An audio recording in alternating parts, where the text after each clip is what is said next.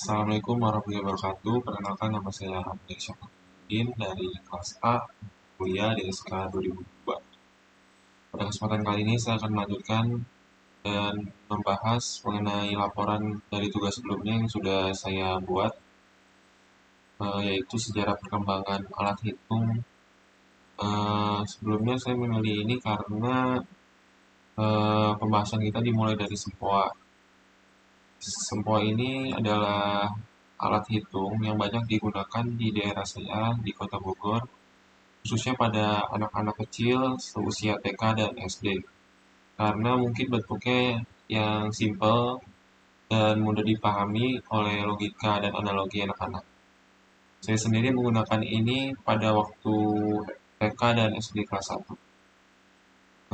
Kemudian pembahasan ini berakhir pada kalkulator yang mana juga banyak digunakan di daerah saya, pada toko-toko swalayan, toko material, dan masih banyak lainnya.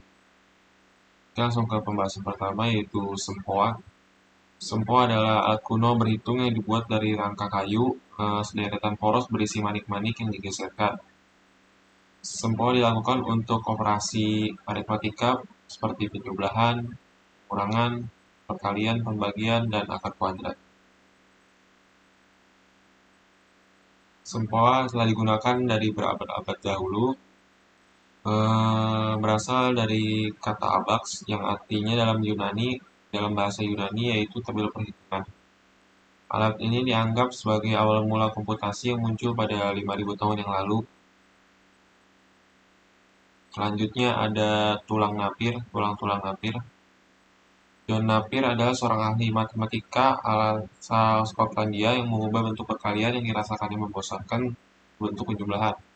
Dia membuat tongkat-tongkat dari tulang dang arena yang bentuknya memanjang dan menyerupai tulang untuk perkalian, sehingga dikenal sebagai Napier boards atau tulang-tulang Napier.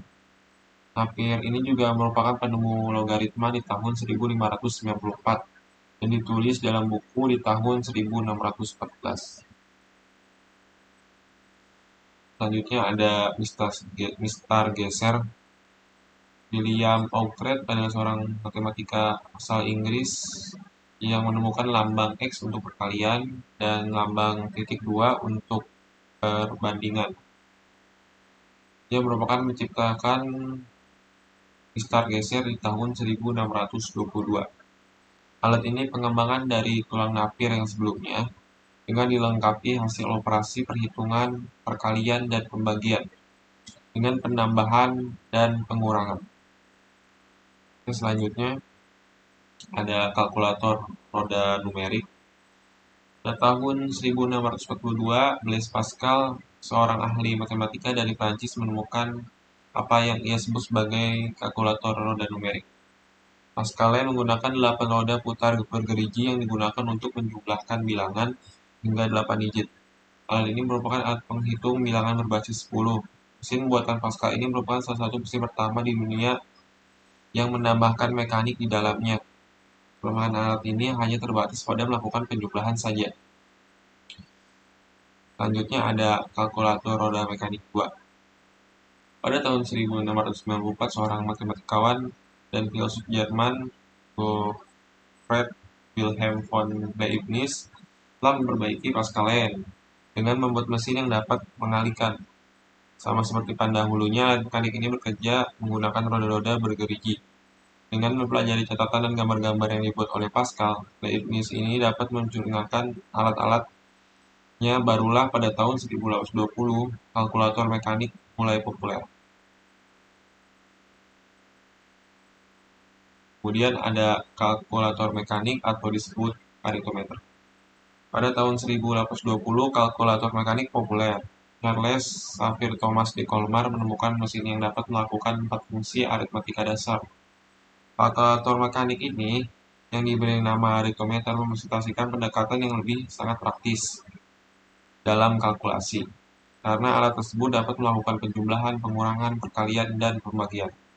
Dengan kemampuannya, aritometer banyak digunakan hingga Perang Dunia I.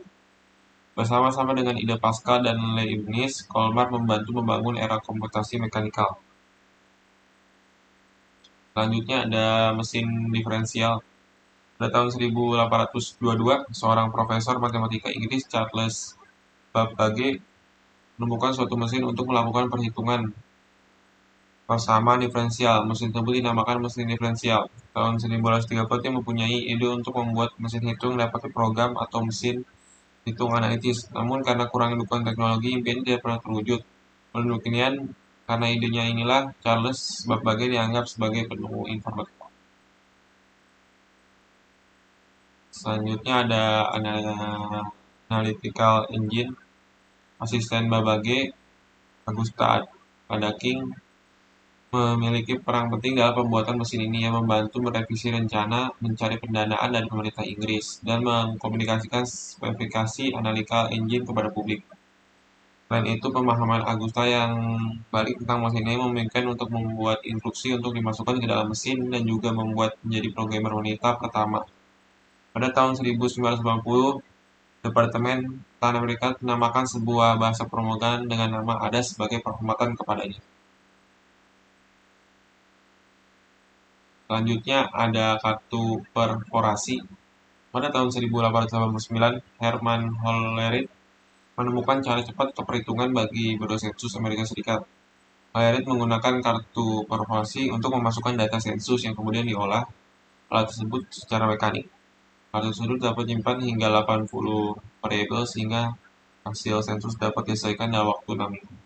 Kartu ini mempunyai kelebihan dalam bidang kecepatan dan sebagai media penyimpanan data. Selanjutnya ada Atana Software Komputer. Pannevar membuat sebuah kalkulator untuk menyelesaikan persamaan diferensial di tahun 1931.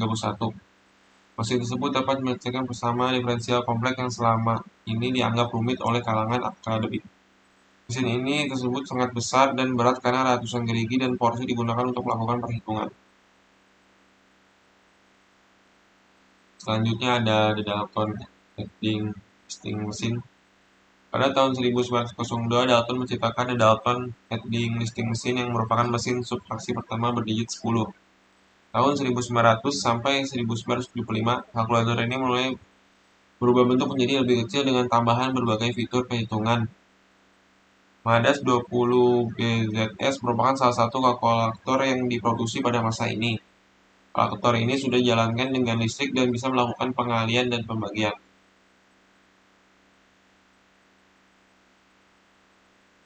Selanjutnya ada Kurta. Tahun 1948 adalah tahun terakhir pengembangan kalkulator mekanik. Kurta, kalkulator mekanik berukuran genggam pertama yang dikenalkan kepada massa. Kalkulator ini merupakan salah satu penemuan kalkulator mekanik terpenting di pertengahan abad ke-20. Seluruhnya digunakan secara mekanis, tidak ada listrik atau baterai. Desain oleh Kurt Hepstad tahun 1938 dan disempurnakan di dalam kamp konsentrasi. Diakui sebagai kalkulator portable paling efisien, hingga munculnya kalkulator elektronik tahun 70-an. Diakui sebagai hasil seni rekayasa yang menakjubkan. Selanjutnya ada kalkulator LED. Tahun 1948 sampai 1980 para matematikawan dan pengusaha membuat mengembangkan kalkulator dalam bentuk desktop, yaitu kalkulator yang telah memiliki layar LED untuk menampilkan hasil penghitungan. Kalkulator yang diciptakan dari masa ke masa berubah bentuk menjadi semakin ramping, mudah dibawa kemana-mana, dengan harga yang semakin terjangkau, dan dapat dibilang murah oleh orang pada umumnya. Tahun 1965 mulai dikembangkan kalkulator genggam yang bersifat portable dan mudah dibawa. Kalkulator ini diproduksi oleh perusahaan Texas Instruments yang disebut Caltech. Tahun 1969 kalkulator elektronik pertama dengan tenaga dari batu baterai. Kalkulator ini menggunakan LSI. Kalkulator ini juga menggunakan layar hijau LED. Dan yang terakhir ada kalkulator LCD. Tahun 1970 diciptakan kalkulator yang dapat dilepas dari bungkusnya yang berbahan keras. Kalkulator ini cukup dimasukkan ke dalam kantung. Kalkulator saintifik pertama yang diciptakan pada tahun 1972. Perusahaan yang memproduksi kalkulator ini meningkat dengan pesat dengan harga cepat juga turun yang sangat drastis. Pada tahun ini juga dicoba layar LCD. Pada tahun 1976, layar kalkulator berwarna dasar hijau LED merah digantikan dengan LCD yang bertuliskan warna hitam. Layar ini diganti karena LCD tidak membutuhkan tenaga sebanyak LED. Mereka juga dikit-dikit angka yang lebih besar dan jelas karena kontras dengan warna belakang. Pada tahun 1978 diciptakan untuk pertama kalinya kalkulator bertenaga surya dengan panel solar di setiap produknya.